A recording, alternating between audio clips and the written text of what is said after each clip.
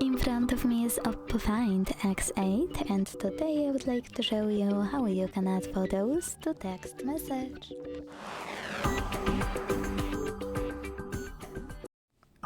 Begin by launching Messages app and selecting or creating a chat. Either way, when you're ready, click on this icon of a camera and the photo at the bottom right corner and tap on all of your photos you wish to add. If you can't find them here, select the same icon and this time hit Votas. Now tap on any photo you wish to add and do exactly the same with all the other ones you need. Thanks so much for watching. If you enjoyed this video, leave a like, comment and subscribe.